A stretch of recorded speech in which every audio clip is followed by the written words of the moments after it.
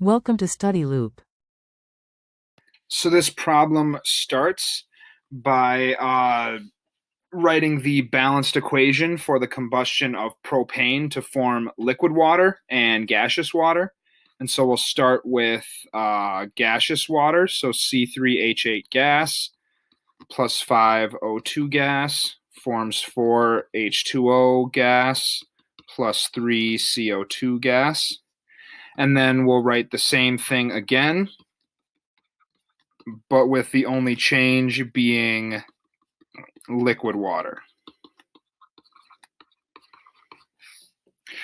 So then moving into problem B, we want to find the delta H of reaction of each of these. And so since it gives the delta H of combustion for this first reaction, being the HHV, as negative 2219 kilojoules per mole, we know that's our answer. And as far as the delta H reaction for the one with liquid water, we just take our 2219 kilojoules per mole and add the heat of vaporization of water times the number of moles of water.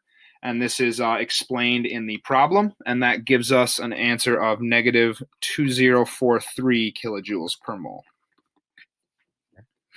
Now moving on to letter C. It asks when propane is burned on a propane fueled grill, what is the heat released? Is it the HHV or the LHV? And it is the HHV because we are creating H2O gas when we do that. And then it asks us to determine the amount of heat released from 1 kilogram of propane. And so we start out with our 2219 kilojoules per mole. We divide by the molar mass of propane, 44.1 grams per mole.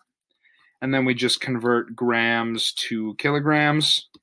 And then we get our answer as 50,317 kilojoules of energy are released from 1 kilogram of propane. And now I'll go to a new page for letter D.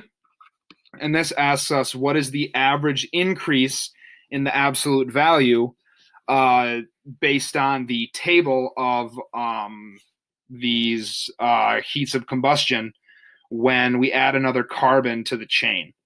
And so we just take the higher value and subtract the lower value from the table, and we just do this for all the values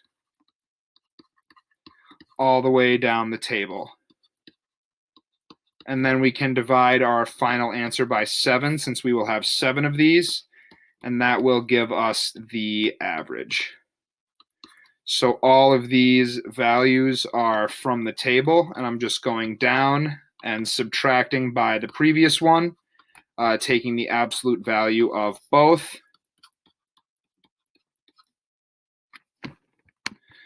And doing this, and then we divide the whole thing by 7.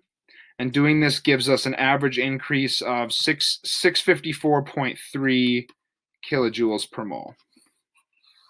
And that is our final answer for letter D.